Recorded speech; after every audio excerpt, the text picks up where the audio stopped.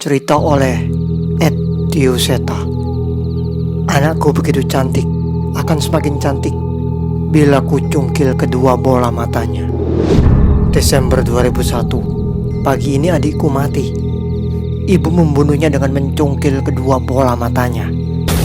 Ayahku menutupi kejadian itu dengan menguburkan adikku di kampung halaman kami di Lamongan.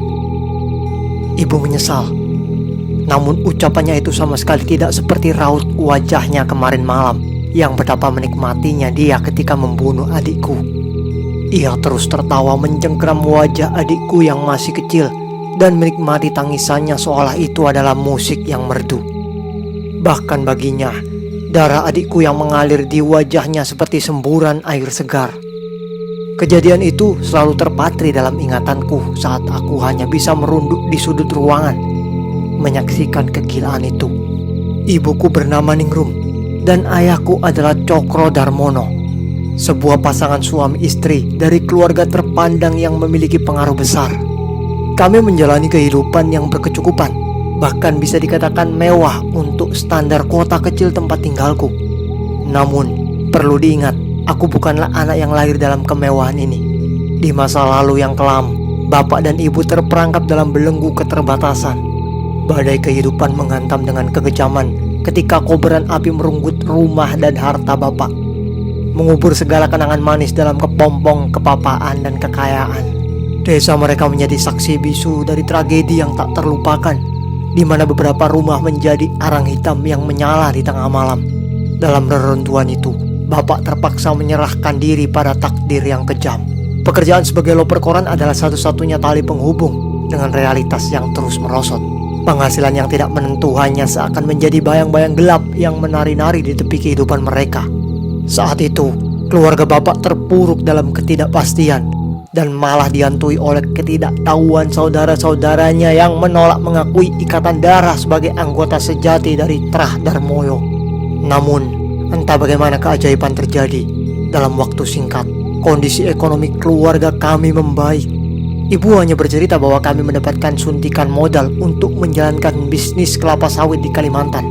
Meski begitu, aku belum pernah melihat secara langsung kebun-kebun yang dimiliki oleh bapak. Oh iya, aku Lastri, siswi yang baru saja menginjakkan kaki di jenjang SMA. Sebagai anak dari Pak Cakra, aku bisa hidup dengan nyaman di kota ini. Tetangga segan padaku, dan teman-teman di sekolah juga memperlakukanku dengan baik. Aku yakin itu semua karena pengaruh dari keluargaku. Namun setiap sampai di rumah, entah mengapa rasa nyaman itu berubah. Masa nih ku induk, nek iso lunga saka omah iki ya. Kasihan kamu nak, kalau bisa kamu keluar dari rumah ini ya. Tiba-tiba ada seorang kakek tunanetra yang berhenti mematung di depan rumahku. Ia tidak menoleh ke arahku, namun aku merasa ucapan itu memang untukku. Apalagi tidak ada siapapun di sini selain kami berdua. Kek, maksud kakek apa ya? Tanyaku bingung. Ia pun hanya menghela nafas dan berpaling meninggalkanku. Mbuh piye carane metuwa saka omah iki, enek sing orang genah. Terserah bagaimanapun caranya, keluarlah dari rumah ini. Ada yang gak bener, ucapnya. Aku tidak mengerti maksud yang ingin disampaikan oleh kakak itu. Tetapi sepertinya kakek itu sedang membicarakan keadaan rumahku yang singup dan sepi. Sebenarnya, aku sendiri juga merasakannya. Bapak selalu mengatakan bahwa rumah yang besar namun ditinggali oleh sedikit orang pasti terasa sepi. Saya pun percaya bahwa itu adalah alasan yang masuk akal. Namun, ternyata itu bukanlah maksud sebenarnya dari ucapannya. Kakek tunanetra itu merasakan keberadaan sosok yang sangat jahat di dalam rumah ini. Dan baru saja beberapa bulan kemudian, aku mengetahuinya. Singkat cerita, malam itu, aku terbangun tepat saat jarum jam melewati jam 12 malam. Suasana terasa tidak biasa, namun aku memilih untuk mengacukannya dan kembali tidur. Tetapi langkah-langkah di luar kamar membuatku memutuskan untuk keluar dan mengeceknya. Itu adalah ibu.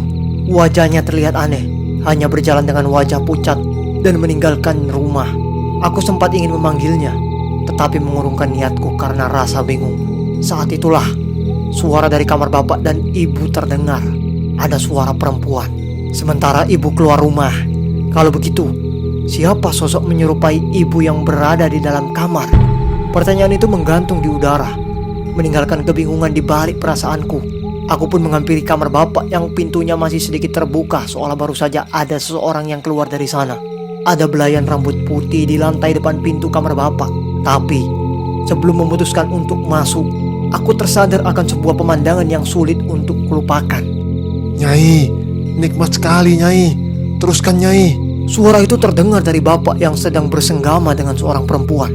Aku tidak melihatnya dengan jelas. Sampai saat aku mendekat, aku yakin perempuan itu bukan ibuku. Bapak bersenggama dengan seorang perempuan berambut putih panjang dan mengenakan kebaya lusuh berwarna merah darah. Cantik? Tidak. Sosok itu bermata hitam dan berbibir hitam. Kulitnya pun penuh dengan keriput dan borok seolah umurnya sudah sangat tua. Bahkan aku hampir muntah saat melihatnya. Terlebih, samar-samar aku mencium bau bangkai dari arah kamar.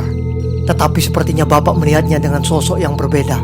Saat itu aku terlalu takut dan tidak berani berbuat apa-apa. Perbuatan menjijikkan itu terjadi di depan mataku dan aku selalu berharap itu adalah mimpi buruk. Tak tahan dengan apa yang terjadi, aku pun memilih untuk kembali ke kamar dan berusaha melupakan semua hal yang kulihat tadi. Namun sepertinya itu sulit. Begitu banyak pertanyaan di kepalaku. Namun, apa itu artinya selama ini bapak memiliki hubungan dengan makhluk itu? Setelah kejadian malam itu, semua nampak seperti biasa. Ibu sudah kembali dan memasakkan sarapan untukku. Aku ingin menanyakan apa yang terjadi semalam. Namun pertanyaanku tertahan karena takut semua tidak akan lagi seperti biasa jika aku mengatakannya. Aku pun memutuskan untuk menutup mulut dan melanjutkan hidup seperti biasa. Sayangnya, mungkin keputusanku salah. Bulan Juli 2005, beberapa tahun setelah aku menyaksikan kejadian menjijikkan itu, aku kembali terbangun dengan perasaan aneh yang sama. Kali ini, aku memutuskan untuk tetap berada di kamar dan berusaha untuk kembali tidur.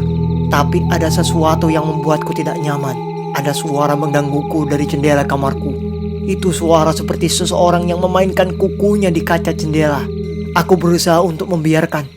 Namun suara itu semakin keras dan tiba-tiba jendela terbuka dengan sendirinya. Angin masuk ke dalam kamar, menerbangkan lembaran kertas di atas mejaku. Aku secara refleks terbangun, segera menutup jendela yang terbuka. Namun, wajahku berubah pucat saat aku melihat apa yang ada di luar jendela. Di sana, sosok perempuan muncul. Rambutnya putih panjang, matanya dan mulutnya hitam, dan kulitnya penuh borok. Ia melayang-layang di udara sambil tertawa menatapku. Jantungku berdegup kencang, ketakutan melanda, dan aku memutuskan untuk berlari keluar rumah. Sayangnya, bahkan untuk berdiri saja, kakiku begitu lemas. Dengan susah payah, aku berusaha mencapai pintu. Namun entah mengapa pintu kamarku tak bisa terbuka meskipun aku menggunakan seluruh tenagaku.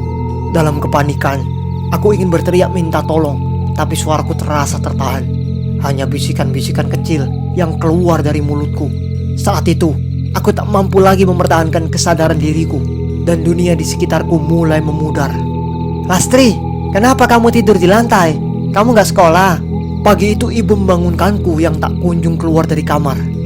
Aku mencoba mengingat kejadian semalam yang membuatku terbaring di lantai, mengetahui wajahku yang pucat dan keadaanku yang tidak baik. Ibu pun memaklumiku untuk tidak bersekolah. Namun saat itu aku memutuskan untuk menceritakan apa yang terjadi semalam di meja makan itu. Raut wajah bapak dan ibu berubah. Mereka saling bertatapan seolah menutupi sesuatu. Tapi apa yang keluar dari mulutnya ternyata berbeda dengan perubahan ekspresi mereka sebelumnya. Kamu kecapean, Lastri. Istirahat beberapa hari aja baru masuk sekolah lagi ya, ucap ibu. Iya. Nanti kalau ada waktu kita refreshing aja, jalan-jalan, tambah bapak. Aku sedikit ngotot meyakinkan bahwa kejadian semalam itu nyata. Namun mereka tetap saja menyangkal dan berusaha menenangkanku. Aku sempat ingin menceritakan tentang apa yang kulihat di kamar bapak, tapi aku takut ucapanku akan merusak hubungan bapak dan ibu. Saat itu aku pun hanya bisa pasrah dan berusaha untuk tidak memikirkan kejadian semalam. Tapi perasaanku tetap tidak tenang. Sayangnya, malam itu hanyalah permulaan. Aku menyadarinya setelah beberapa kejadian aneh menimpaku. Saat itu aku sedang kelas olahraga di sekolah. Aku dan teman-teman sekolah melanjutkan ujian atletik bergantian dan menyelesaikannya dengan cepat. Tapi setelahnya aku merasakan ada yang aneh dengan tubuhku. Aku mual semual-mualnya. Temanku Rati menemaniku ke kamar mandi untuk membantuku. Aku pun muntah di kamar mandi. Namun yang keluar dari mulutku adalah gumpalan rambut putih yang terendam cairan merah darah. Aku pun panik dan semakin pucat. Benda itu tidak hanya satu kali keluar, namun aku terus memuntahkan rambut itu hingga aku sampai rumah dan sampai maghrib tiba. Saat itu kedua orang tuaku cemas. Mereka pun mencoba membawaku ke klinik, namun tidak menemukan keanehan apapun dalam tubuhku. Tapi wajah sang dokter saat itu seolah mengetahui sesuatu. Ia menatap kedua orang tuaku dengan raut wajah kesal. Keadaan tubuhku semakin lama semakin melemah. Aku kesulitan untuk makan, dan gumpalan rambut itu masih sering keluar dari tubuhku. Kupikir hal itu sudah cukup mengerikan, namun nyatanya sebuah kejadian membuatku merasa ingin menyerah. Suatu malam, bapak pulang terlambat karena sebuah urusan mendadak. Aku pun menghabiskan waktu dengan menonton televisi sampai jam tidurku tiba. Sedari tadi selama menonton televisi, aku merasakan perasaan yang aneh yang sulit untuk kujelaskan. Barulah saat aku menoleh ke belakang ke arah ruangan dapur, aku sadar itu adalah ibu. Ibu hanya menatapku terdiam di satu tempat tanpa bergerak sedikit pun. Ia tersenyum, namun aku tahu dengan jelas bahwa senyum itu bukanlah senyum ibu yang biasa. Itu adalah senyum yang kulihat saat ibu membunuh adikku dulu. Bu, ibu. Aku mencoba memastikan keadaan ibu, namun ia tidak bergerak sama sekali. Aku ingin menghampirinya, namun rasa takut menyelimutiku. Sebaliknya, ibu malah tertawa dengan suara tawa yang aneh. Dengan perlahan, ibu mengambil sebuah pisau dan mendekat ke arahku. Kowe cantik, Nuk. Lu cantik, nek matamu oleh tak jaluk. Kamu cantik, Nak. Lebih cantik kalau matamu boleh ku minta. Mendengar ucapan itu sontak aku pun memaksakan diriku yang lemah untuk menjauh dari ibu. Aku ingin berlari ke kamar, namun aku teringat bagaimana di kamar itu juga adikku mati di tangan ibu. Saat itu aku memilih untuk berlari keluar rumah, tapi tak kusangka di depan sudah ada sekumpulan orang. Saat itu aku memilih untuk berlari keluar rumah, tapi tak kusangka di depan sudah ada sekumpulan orang. Mereka memberi isyarat padaku untuk keluar, dan aku pun menurutinya. Di antara mereka ada beberapa orang yang kukenal. Yang pertama adalah kakek tunanetra yang kulihat beberapa waktu lalu, dan ada beberapa Pak D dan budeku juga yang ada di sana. Astri, kowe rapopo nduk? Bude dia segera merangkulku yang benar-benar terlihat pucat. Ibu, Bude, ibu. Ucapku yang kali ini tak mampu menahan air mata. Rupanya sedari tadi sudah ada beberapa orang yang mencoba untuk masuk, namun mereka semua gagal. Ada sesuatu yang tidak logis yang membuat rumahku tidak bisa dimasuki oleh siapapun. Nyai Rara Mayit masih ada di sana. Kamu masih diincar. Terdengar suara kakek tunanetra itu yang memperingatkanku. Nyai Rara Mayit? Tanyaku bingung. Sudah, Lastri, sekarang kamu ikut Bude dulu ya, biar Bude yang menjelaskan semuanya, ucap Bude dia. Singkat cerita, saat ini aku tengah terbungkus kain kafan. Mati? Belum. Aku masih hidup. Namun ini adalah ritual agar sosok Nyai Roro Mayit itu tidak menemukan keberadaanku. Aku sendiri saat ini tinggal di rumah Bude dia yang tidak diketahui oleh anggota keluarga Darmono. Disinilah cerita tentang apa yang terjadi pada keluarga kami diceritakan oleh Bude dengan gamblang. Aku adalah tumbal pesugihan berikutnya. Bapakmu sudah lelah, Nak. Ia sedang mencari cara untuk menghentikan perjanjian ini, jelas Bude dia. Rupanya bapaklah yang meminta Pak D dan Bude untuk pergi ke rumah dan menolongku. Ia sudah membaca kemungkinan terjadinya hal ini.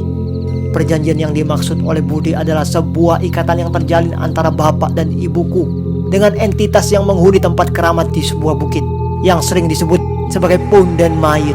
Bude dia mengisahkan bahwa pada saat itu ayahku dan ibuku tidak mampu menahan derasnya cemoohan dari orang-orang yang merendahkan mereka karena kondisi keuangan keluarga yang sangat sulit. Bahkan beberapa saudara kami bahkan menolak mengakui bapak sebagai kerabat mereka karena hidup kami yang sangat menderita. Dan pada titik itulah keputusan berat ini diambil. Mereka pergi ke Punden Mayit, tempat yang dianggap keramat dan dipercayai sebagai tempat di mana Nyai Rara Mayit bersemayam. Di sana mereka menjalani ritual yang rumit dan mengerikan yang melibatkan penelanan gumpalan rambut putih yang mereka dapatkan dari Punden Mayit.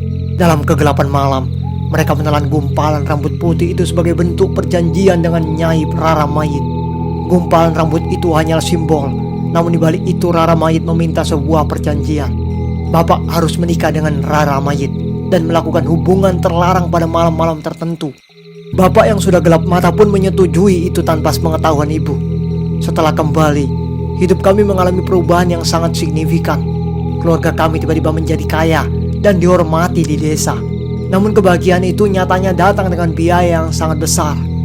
Adikku dan aku terpaksa menjadi tumbal untuk perjanjian tersebut. Dan saat waktuku telah habis di dunia ini, giliran ibuku dan bapak yang akan menjadi korban selanjutnya dari perjanjian yang kelam itu. Saat ini, bapak masih belum kembali. Budi mengatakan bapak masih mencari orang-orang yang mungkin bisa menolong kami. Sedangkan kondisi ibu membuatku khawatir. Setelah kejadian malam itu, mental ibu tidak stabil. Terkadang ia sering tertawa-tawa sendiri, seperti orang gila. Hingga Pak D memutuskan menitipkan ibu sementara di rumah sakit jiwa. Menurut mereka, masalah terbesar adalah aku. Umurku hanya 40 hari setelah Nyai Rara Mayit menunjukku sebagai tumbalnya. Selama 40 hari itu, teror akan terus terjadi. Aku mengingat setelah melihat sosok itu. Hari berikutnya aku memuntahkan gumpalan rambut. Tak berapa lama ibu mencoba membunuhku. Tapi jika aku mati oleh ibu, itu belum 40 hari. Setan itu sadar kalau ayahmu ingin berbuat sesuatu. Mungkin saat itu setan itu ingin memberi peringatan kepada ayahmu dengan membunuhmu lebih cepat. Jelas Bude, belum ada orang yang merasa mampu untuk mengatasi masalah ini. Pak D mempunyai kenalan seseorang yang mengerti dengan hal seperti ini. Namun ia pun tidak berani bila harus menghadapi makhluk itu. Ia hanya memberi cara. Satu-satunya cara agar tidak ditemukan oleh Nyai Roro Mayit adalah aku harus dipakaikan kain kafan dan dikelilingi kembang 7 rupa sebelum matahari terbenam sampai matahari terbit. Hal ini harus dilakukan kepadaku sampai masa 40 hari itu terlewati. Aku tidak memiliki pilihan lain selain pasrah kepada keputusan Bude dan Pak D-ku.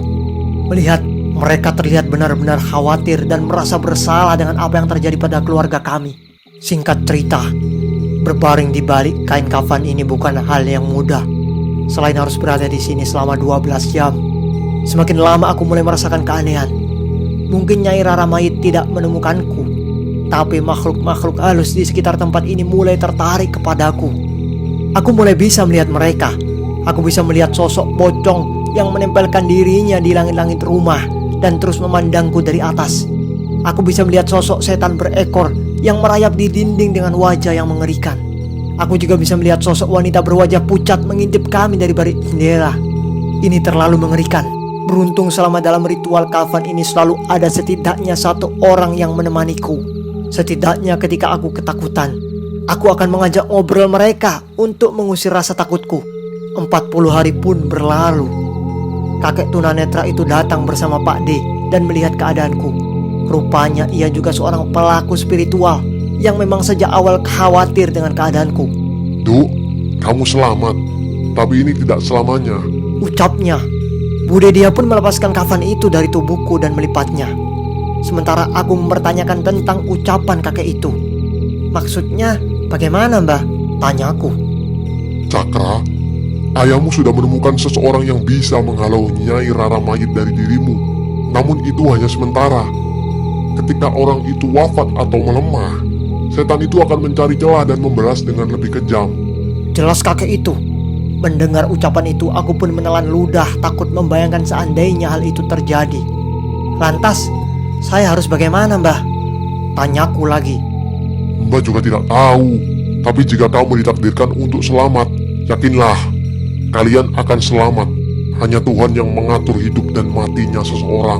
Ucapnya. Aku setuju dengan pernyataan itu. Saat ini, yang bisa aku lakukan hanya berserah kepada Yang Maha Pencipta, sembari mencari cara untuk memperbaiki keadaan ini. Awalnya, aku mengira pernyataan itu merupakan pukulan terberat dari semua masalah ini. Namun setelahnya, aku baru mengetahui sebuah kenyataan yang membuatku hampir tidak mampu mempertahankan kesadaranku. Kabar itu seolah menjadi pukulan terberat dalam hidupku. Namun tak disangka, kebenaran yang baru saja terungkap membuatku hampir kehilangan pegangan pada kenyataan. Ibu, tampaknya akan terperangkap dalam lorong-lorong rumah sakit jiwa untuk waktu yang cukup lama. Sementara ayah, kehadirannya tak mungkin lagi menyatu bersama kami. Saat berita itu mencapai telingaku, air mataku mulai menetes tanpa henti. Pak D memberikan kabar pahit bahwa jasad ayah ditemukan di sebuah hotel tua di wilayah Lamongan. Tubuhnya penuh dengan borok dan rambut putih berserakan di sekitarnya. Terungkap bahwa ayah berhasil menemukan seseorang yang dapat melindungiku dari ancaman Nyai Rara Mayit. Namun sayangnya, orang itu tidak dapat melindungi ayah dalam perjalanannya yang kelam. Ayah hanya bisa merelakan dirinya menjadi pelampiasan bagi setan itu. Ia pun harus menutup matanya sebagai ganjaran atas dosa yang dilakukan bersama ibu. Ketika memahami kenyataan itu, kesedihan dan kehilangan merajalela dalam diriku. Hidupku seakan-akan runtuh, meninggalkan luka-luka yang tak terobati. Ayah yang seharusnya menjadi pelindung harus pergi meninggalkan kami sebagai konsekuensi dari pesugihan yang dulu kami lakukan. Tamat. Sekian cerita misteri kali ini. Sampai jumpa di konten cerita misteri lainnya. Saya Safi Karim pamit undur diri. Subhanakallahumma bihamdika asyhadu an la ilaha illa anta astaghfiruka wa atubu ilaik. Wassalamualaikum warahmatullahi wabarakatuh.